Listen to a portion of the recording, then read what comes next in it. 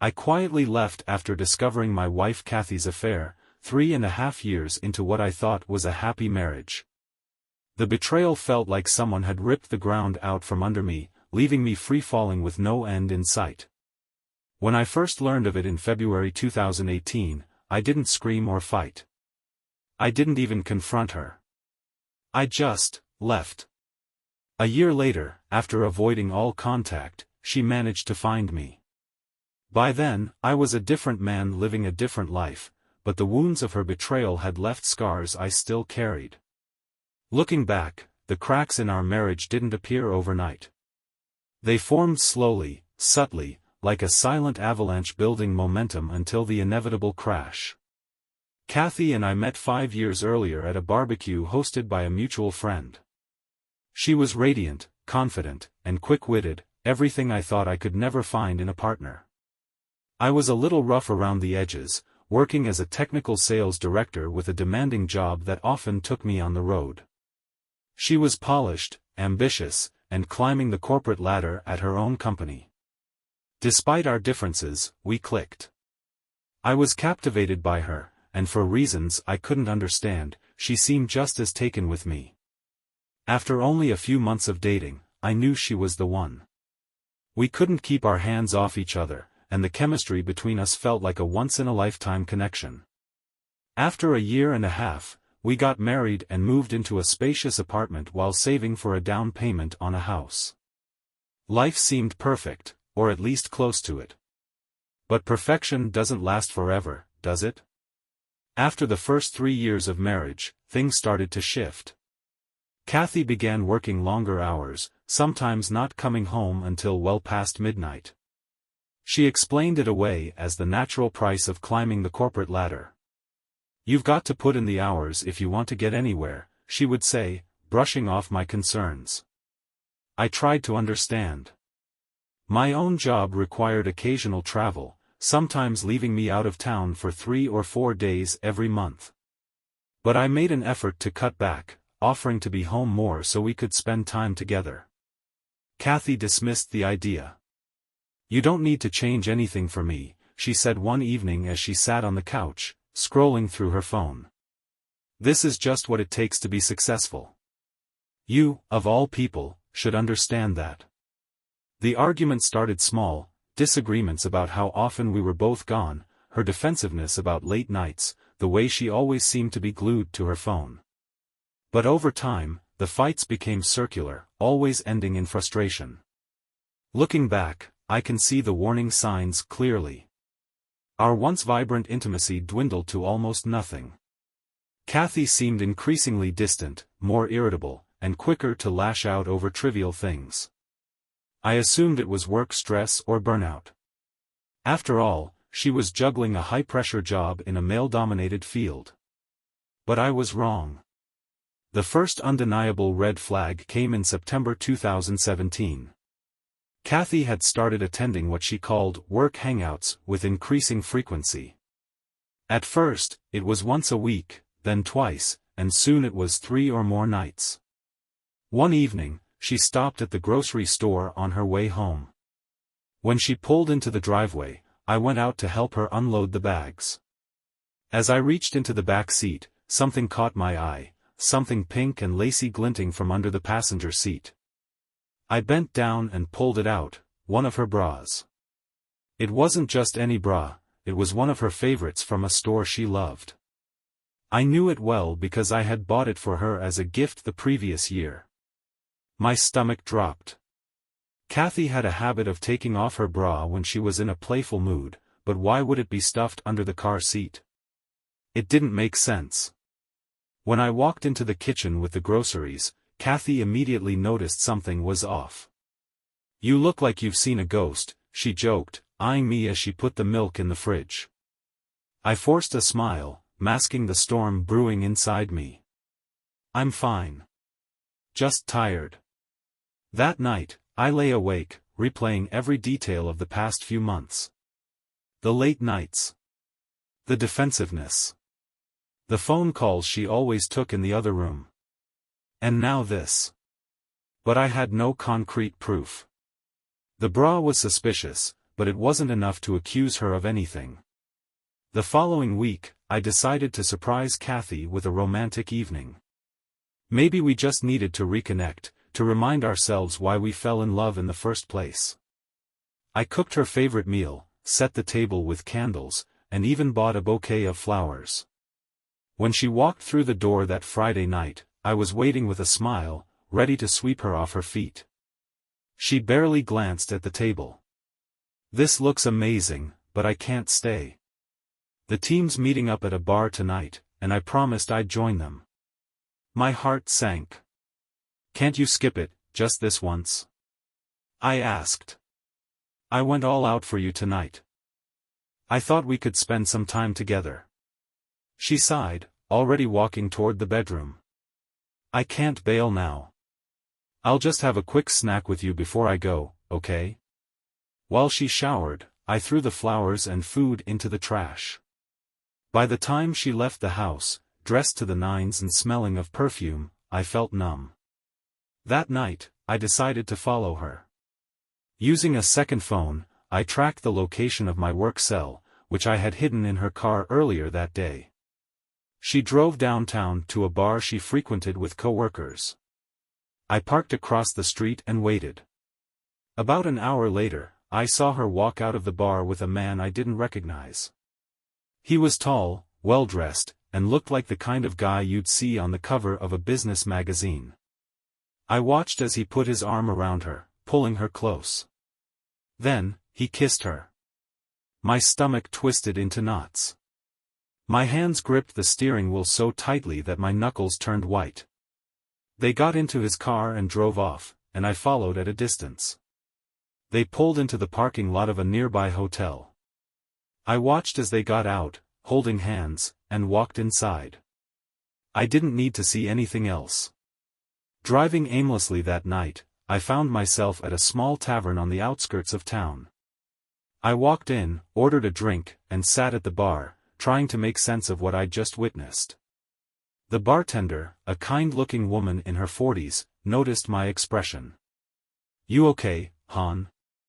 You look like you've had the wind knocked out of you." "You could say that," I replied with a bitter smile. A man sitting a few stools down overheard and struck up a conversation. His name was Ree, and he had the kind of calm, steady demeanor that put me at ease. As we talked, I told him about my wife's betrayal. "You're not the first, and you won't be the last," Ree said, patting me on the back. "But you've got two choices, my friend. Let it destroy you, or use it to build something better." By the end of the night, Ree had offered me a trailer on his property, nothing fancy, but enough to start fresh. I accepted. The following days were a blur of planning and packing. I hadn't said a word to Cathy about what I'd seen, nor did I plan to. Instead, I focused on one thing: getting out. Every day while she was at work, would take a few of my things, clothes, books, personal belongings, and load them into my car. I didn't take anything that was jointly owned, like furniture or kitchenware. I wanted my exit to be as clean and simple as possible. Cathy seemed to notice a shift in me. She started acting uncharacteristically kind, asking if I wanted to spend time together or join her for dinner. It was as if she could sense I was slipping away, but her efforts felt hollow. "Maybe we could take a weekend trip soon," she said one evening while scrolling through her phone. "Get away from everything, just the two of us." I shrugged. "Maybe." In my head, I was already gone. When Cathy told me she'd be traveling for a work conference the following week, I knew it was my chance. As soon as she left, I packed the last of my things and left a note on the kitchen table. The note was short and to the point: "I hope it was worth it." Beside it, I placed my wedding ring. Driving to Ree's property felt like leaving one life behind and stepping into another. His land was nestled in the foothills of a mountain range, surrounded by trees and open fields. The trailer he had offered me wasn't luxurious, but it was clean, functional, and, most importantly, mine. Ree greeted me with a firm handshake and a knowing smile. "Welcome to your new life," he said. The first few nights were strange. I wasn't used to the quiet, and the small space felt lonely at first. But as the days passed, I found solace in the simplicity of my new surroundings. I started running on the trails near Ree's property, letting the fresh air and open space clear my mind. For the first time in years, I felt like I could breathe. It didn't take long for Cathy to realize I was gone. The calls and texts started flooding in the day she returned from her trip. "Paul, where are you? Why are your things gone? We need to talk. Please call me." I didn't respond. Over the next week, her messages became more frantic. "Is this about us fighting? I promise we can work through it. Just come home." Then, the confession came, "I made a mistake, okay? I messed up, but we can fix this." I ended it with him. "Please don't throw everything away over one stupid mistake." One mistake. That's what she called it. I still didn't respond. Her messages alternated between apologies and anger. One day, she would beg me to come back, saying she couldn't live without me. The next, she'd accuse me of being childish and cowardly for not facing her. "You're really going to ghost me like this? After everything we've been through," she wrote. But I wasn't the same man who had sat quietly on the couch, hoping for answers. I had seen enough, and I had nothing left to say to her. A few months later, Cathy emailed me to say she had hired a lawyer and was filing for divorce. Her tone was businesslike, as if she wanted to erase any trace of emotion from the process. I replied with a single sentence, "That sounds good." The divorce was uncontested and moved quickly. I didn't attend the final meeting in person, opting to sign the papers remotely. When the lawyer emailed to confirm the divorce was finalized, I felt an unexpected mix of relief and sadness. Relief, because I was finally free. Sadness, because no matter how much she had hurt me, there had once been love between us. Life in the hills gave me a chance to rebuild myself from the ground up. I focused on the things I had neglected during my marriage: my health, my hobbies, and my friendships. Running became my therapy. Each morning, I would hit the trails, letting the rhythm of my footsteps drown out the noise in my head. The mountains became my sanctuary, a place where I could find clarity and perspective. Ree became more than just a landlord, he became a friend and mentor. His straightforward, no-nonsense advice kept me grounded, and his family often invited me over for dinner. "You're doing good, kid," Ree said one evening as we sat on his porch, drinking beer. "You got out before it could destroy you. That takes guts." I nodded, grateful for his support. One morning, while running on a trail near the property, I came across a woman struggling to change a flat tire on her mountain bike. "Need a hand?" I asked, jogging up to her. She looked up, her face flushed with frustration. "That obvious, huh?" Her name was Emma. She lived a few miles down the road and often biked the trails on weekends. I helped her fix the tire, and we ended up talking for nearly an hour. There was something about her that put me at ease. She wasn't flashy or overly polished, she was real, down-to-earth, and quick to laugh. Over the next few weeks, we ran into each other on the trails several times, and eventually, we started meeting intentionally. Emma became a bright spot in my life. She respected my boundaries, never pushing for more than I was ready to give. A year after leaving Cathy, I ran into her unexpectedly. I was sitting at a coffee shop in town, working on some documents, when I heard her voice. "Paul?" I froze. Looking up, I saw her standing near the counter, holding a cup of coffee.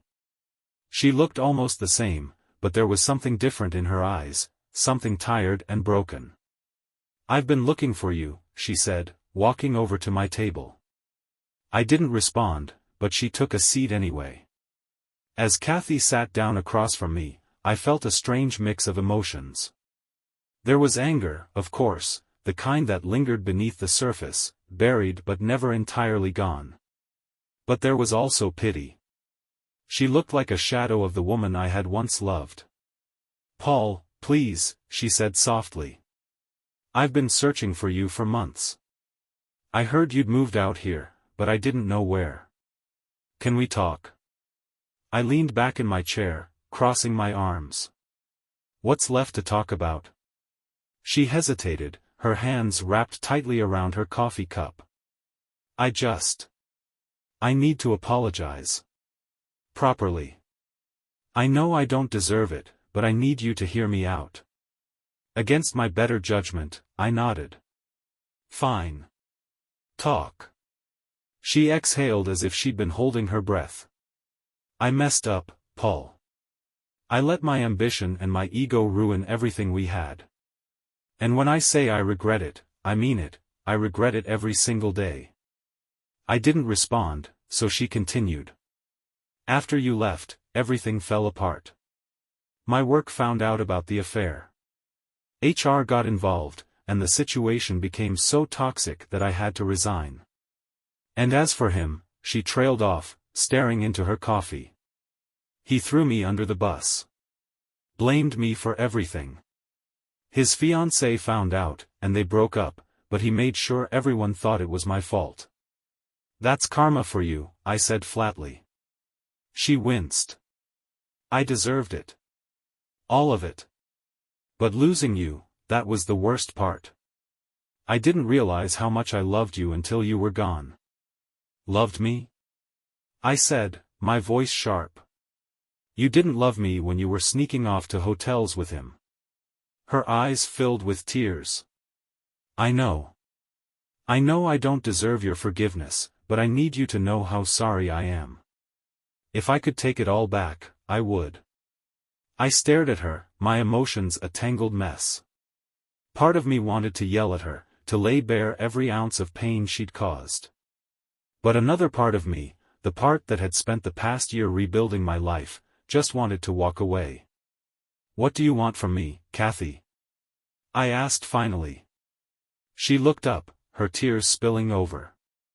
I want a second chance. I want to prove to you that I've changed, that I can be the person you deserved all along. Reluctantly, I agreed to meet her for dinner that evening. Maybe it was curiosity, or maybe I just wanted closure. Whatever the reason, I found myself sitting across from her at a quiet restaurant in town later that night. She had gone out of her way to look nice, wearing a dress I vaguely remembered from our better days. But it didn't affect me the way it once might have. The conversation started awkwardly. She asked about my life, my work, and how I'd been spending my time. I gave short, polite answers, careful not to reveal too much. When the food arrived, she put down her fork and looked at me earnestly. Paul, I need to know. Is there any part of you that still cares about me? I set my knife down and took a deep breath. Cathy, I'm going to be honest. I'll always care about the woman I married. But the woman who cheated on me? The one who lied to my face for months? I don't know that person. And I don't think I ever want to. She flinched as if I'd slapped her. I've changed, she said quietly. I'm not that person anymore. Maybe you have, I said. But that doesn't change what you did. You shattered my trust. And trust isn't something you can just glue back together. After dinner, I walked her to her car. She asked if we could stay in touch, but I shook my head. I've moved on, Cathy, I said. You need to do the same. Tears welled in her eyes again, but she nodded. I just hope. I hope you find happiness, Paul. I really do. I already have, I replied.